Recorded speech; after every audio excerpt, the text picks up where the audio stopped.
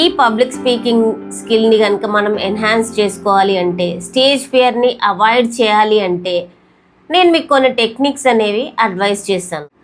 మనం ఏదైతే చెప్పాలనుకుంటున్నామో ఆ చెప్పాలనుకున్న సబ్జెక్ట్ని థరోగా ప్రిపేర్ అవ్వటం, అంటే నో ద సబ్జెక్ట్ పర్ఫెక్ట్లీ. మీరు అనుకున్నది కనుక చెప్పటానికి ముందుకు రావాలి అంటే ముందుగా ఆ విషయం పైన పూర్తి అవగాహన అనేది మనకి ఉండాలి.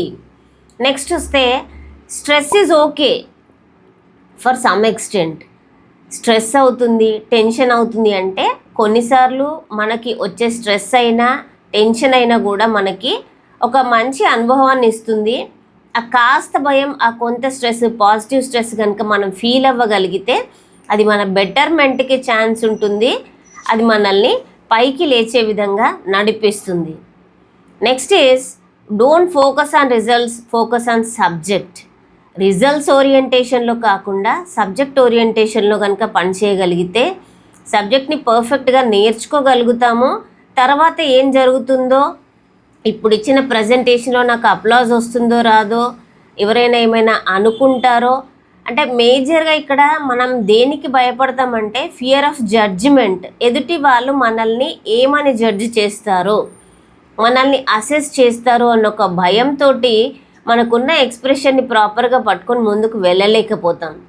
సో రిజల్ట్స్ మీద ఫోకస్ చేయకుండా మనం మాట్లాడాలనుకున్న సబ్జెక్ట్ని పక్కా కనుక ఫోకస్ చేసి ముందుకు వెళ్ళగలిగితే 100% సక్సెస్కి ఛాన్స్ ఉంటుంది. Next is think like a professional. మనం ఏమనుకోవాలి అలాంటి సందర్భంలో అంటే ఐఎమ్ ద ప్రొఫెషనల్, నేను ఇక్కడ ఎక్స్పర్ట్, నేనే బాస్. నేను ఇక్కడ నా రియల్ లైఫ్ ఎగ్జాంపుల్ చెప్తానండి. నేను ప్రజెంటేషన్స్ బయట ఇవ్వాల్సి వచ్చినప్పుడు ముందు ఆ 72%లో నేను ఒకదాన్నే, కానీ గ్రాడ్యువల్లీ నాకున్న భయాన్ని ఓవర్కమ్ కావడానికి నేను ఇప్పుడు మీకు అడ్వైస్ చేసే టెక్నిక్స్ అన్నీ కూడా నేను ఫాలో అయినవే. నేను నలుగురిలో ప్రజెంటేషన్ ఇవ్వాలి అనుకున్నప్పుడు నేను ఏమనుకుంటానంటే I know everything, they know nothing అనే ఫీలింగ్తో ముందుకు వెళ్తాను. But there are many people who knows more than me. Even though I feel like I know everything, అది నాకు చాలా కాన్ఫిడెన్స్ని ఇస్తుంది. సో మనం ఒక ప్రొఫెషనల్గా ఫీల్ కాగలిగితే, నాకు అన్నీ తెలుసు అనుకోగలిగితే అప్పటి ప్రజెంటేషన్ మనం సక్సెస్ఫుల్గా కంప్లీట్ చేయగలుగుతాం. క్యారీ యువర్ ఇన్ఫర్మేషన్ అంటే మీరు ఏదైతే నలుగురిలో చెప్పాలనుకుంటున్నారో, పబ్లిక్గా మాట్లాడాలనుకుంటున్నారో ఆ ఇన్ఫర్మేషన్ని ఒక చిన్న పేపర్లో క్యారీ చేయటంలో ఎలాంటి తప్పు లేదు. అంటే చాలామందిలో ఒక మిత్ ఉంటుంది ఏంటంటే, అరే వీడు చూసి చెప్తున్నాడేమో, చూసి చదువుతున్నాడేమో, ఆ పేపర్ లేకపోతే వీడికి ఏమీ రాదు అనేది ఒక అనుకుంటారు అనే ఒక ఫీలింగ్లో మనం ఉంటూ ఉంటాం. కానీ మనము చెప్పాలనుకున్న ఇన్ఫర్మేషన్ని ఒక చిన్న చిన్న పాయింట్స్ లాగా కనుక క్యారీ చేయటంలో ఎలాంటి తప్పు లేదు. అది మనకి పాజిటివ్ ఎనర్జీని ఇస్తుంది. దాన్ని మనం చూసినా చూడకపోయినా అది మన వెంట ఉంటే మనం ఒక కైండ్ ఆఫ్ కాన్ఫిడెన్స్ని క్యారీ చేయగలుగుతాము. So carry your own information, there is no problem at all. Next take rehearsals.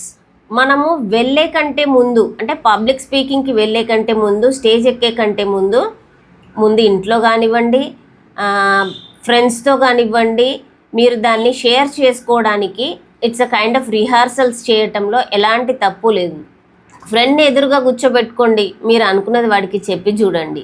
ఫ్యామిలీలో పేరెంట్స్ ముందు కానీ ఏది అవకాశం దొరకలేదు, నెక్స్ట్ ఏం చేస్తారంటే అద్దం ముందు నించొని, అంటే rehearsals before mirror is very very very effective. ఎందుకంటే మన ప్రతి ఎక్స్ప్రెషన్ మనకి కనిపిస్తుంది కాబట్టి మనం ఏం కరెక్షన్ చేసుకోవాలో తెలవటానికి మంచి స్కోప్ ఉంటుంది అక్కడ. సో బిఫోర్ మిర్రర్ అనేది రిహార్సల్స్ చేయగలిగితే మన తప్పులని మనమే కరెక్ట్ చేసుకోవడానికి అవకాశం ఉంటుంది. రిలాక్సేషన్ టెక్నిక్స్ అనేవి కొన్ని ఫాలో కావాల్సి వస్తుంది ఒక్కొక్కసారి. It's a kind of motivational videos చూడటం, వాళ్ళు ఎలా ఫాలో అవుతున్నారో అనేది తెలుసుకోవటం, కొన్ని సందర్భాల్లో యోగా కైండ్ ఆఫ్ ప్రాక్టీసెస్ చేయటం, ప్రాణాయామ కానివ్వండి. లేదు మీరు స్టేజ్ ఎక్కినాక టెన్షన్ అవుతుంది అంటే జస్ట్ ఒక లాంగ్ బ్రెత్ తీసుకొని 10 నుంచి 1 దాకా కౌంట్ చేసుకోవటం, అంటే టెన్షన్ అనేది ఒక 10 సెకండ్స్లో మన నుంచి దూరం అవుతుంది. And at the same time మనము స్టార్ట్ చేసాము అంటే ఆటోమేటిక్గా మనకి ఇప్పటిదాకా ఉన్న ఫియర్ అంతా వెళ్ళిపోయి మంచి ఫ్లో అనేది వచ్చేస్తుంది. వీటన్నిటికీ ముఖ్యమైనది ఏంటంటే సెల్ఫ్ హిప్నోటిజం. మిమ్మల్ని మీరే హిప్నటైజ్ చేసుకోండి. నేను బాగా చేస్తాను, నేను బాగా చేయగలను, యూ క్యాన్ డూ దిస్ అనేది 1-2 సార్లు మనం కనుక చెప్పుకొని మనల్ని మనం హిప్నటైజ్ చేయగలిగితే definitely we will rock it. మనం ఏదైతే ఎదుటి వాళ్ళకి చెప్పాలనుకుంటున్నామో దాన్ని బట్టిఫై చేయకుండా, అంటే డోంట్ బట్టిఫై యువర్ స్పీచ్, ఇది చదివితే అయిపోతుంది అనకుండా మాట్లాడాలి అనే ఫీలింగ్తో కనుక ముందుకు వెళ్తే డెఫినెట్లీ మనము మన ప్రజెంటేషన్ని బాగా ఇవ్వగలుగుతాము. ఫైనల్గా మాట్లాడితే మనం అన్నింటికంటే ముఖ్యంగా ఉండాల్సింది self confident and self motivated. మనము ఇవ్వాలనుకున్న ప్రజెంటేషన్ కానివ్వండి, చెప్పాలనుకున్న స్పీచ్ కానివ్వండి, ఇవ్వాలనుకున్న మెసేజ్ కానివ్వండి, కాన్ఫిడెంట్గా మాట్లాడగలిగితే ఖచ్చితంగా అందరూ దాన్ని వింటారు. అట్ ద సేమ్ టైం మనల్ని మెచ్చుకోవడం కూడా జరుగుతుంది. సో దీనికి ఏం కావాలండి అంటే self motivation is utmost important for every individual to succeed. ఈ టెక్నిక్స్ అన్నీ కనుక మీరు హ్యాబిట్గా చేసుకొని కనుక మీ రియల్ లైఫ్లో అప్లై చేస్తే పబ్లిక్ స్పీకింగ్ అనేది మనం ఎలాంటి మిస్టేక్స్ లేకుండా మాట్లాడగలుగుతాం, నలుగురిలో మనం కూడా నిలబడగలుగుతాం. Thank you.